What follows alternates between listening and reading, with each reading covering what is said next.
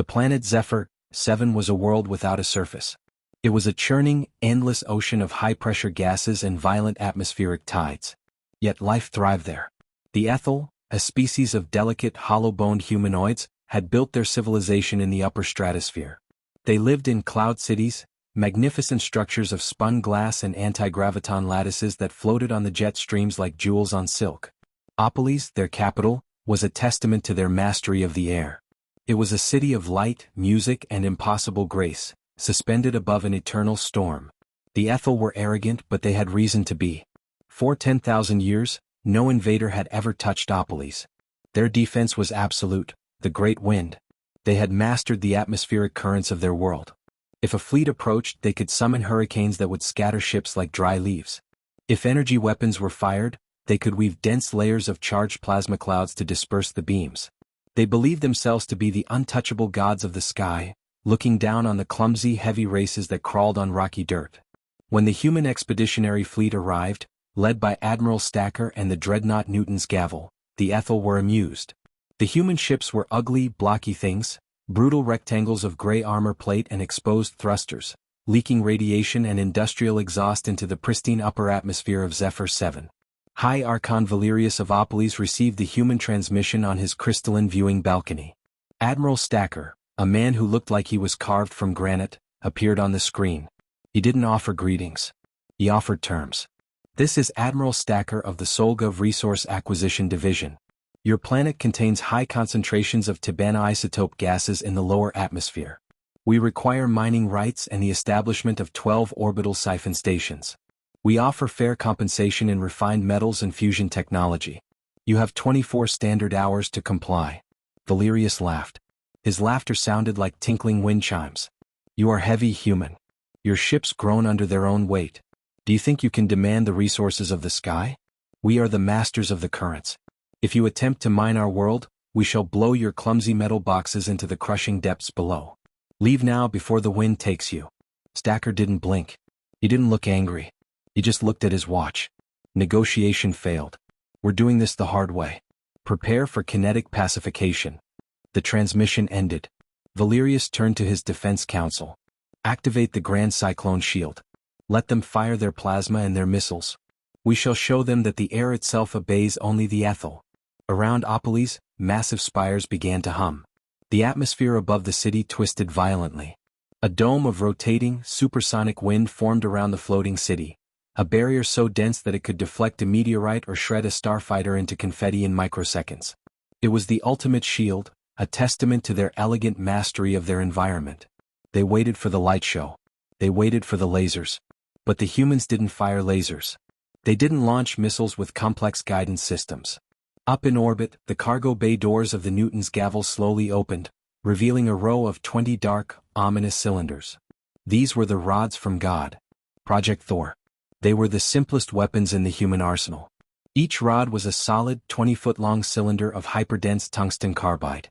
No explosives. No electronics. No guidance. Just 20 tons of raw, unforgiving mass.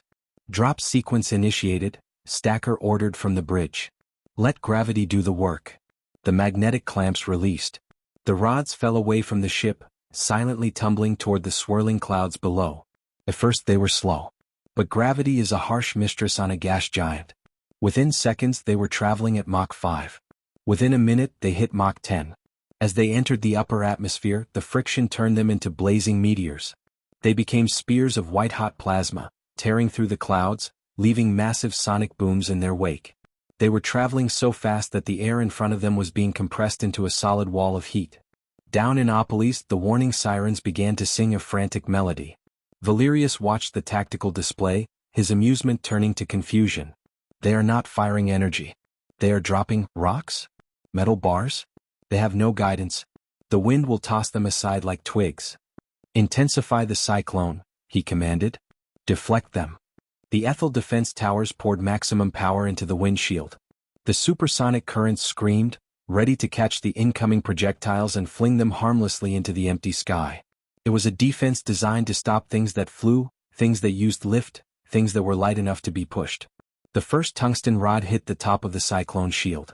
It didn't bounce. It didn't deflect. It didn't even slow down. The Aethel had made a catastrophic miscalculation in physics. They were used to fighting things that had aerodynamics.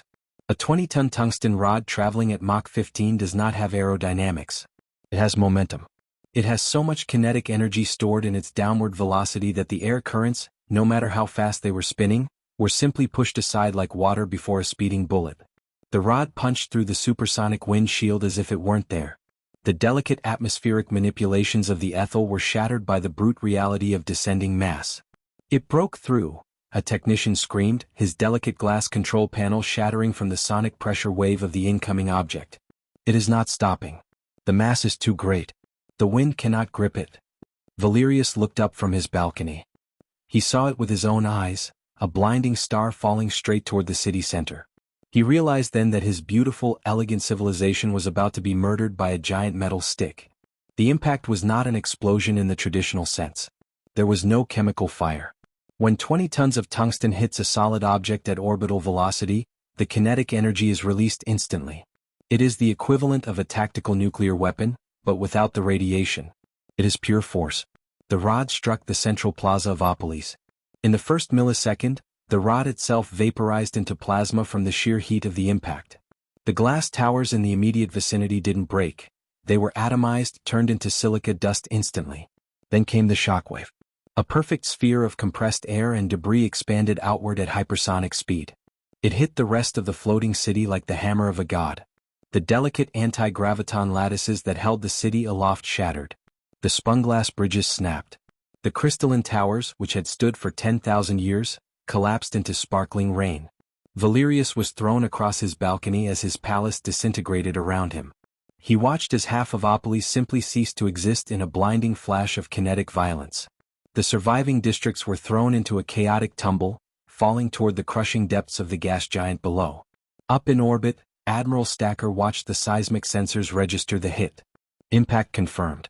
Target center destroyed. Secondary targets destabilized. The city is falling.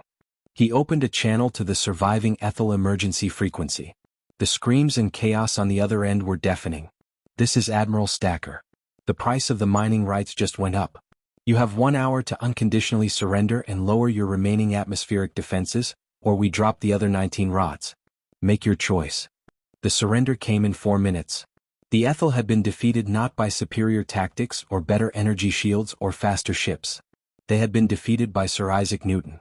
They had forgotten that no matter how masters of the wind you are, you cannot argue with a falling anvil. This is the kinetic meteor. Humans are the only species in the galaxy that looks at a complex, high-tech defensive problem and decides the best solution is to throw a very heavy rock at it very, very fast. We understand that elegance is fragile, but mass is eternal. We don't need to be smarter than your shields, we just need to be heavier than them. Within a week, the sky above Zephyr 7 was ugly. The beautiful, shimmering city of Opolis was gone, replaced by a sprawling network of brutal, industrial human siphon stations. They hung in the sky like oily black spiders, drinking the planet dry, their heavy metal frames ignoring the winds that used to rule the world. The remaining Aethel lived in refugee habitats, watching the humans dismantle their atmosphere. They had learned a terrible lesson. You can rule the air all you want, but the species that rules gravity is the one that owns the sky. This has been Apex Sci-Fi. What goes up must come down. Hard that if you enjoyed this brutal lesson in orbital physics, hit that like button. Comment below. What's the most primitive weapon that could still defeat high-tech sci-fi defenses? Subscribe for the next conquest of Saga 9, the Chemical Bastards. The rod is dropped. The city is gone.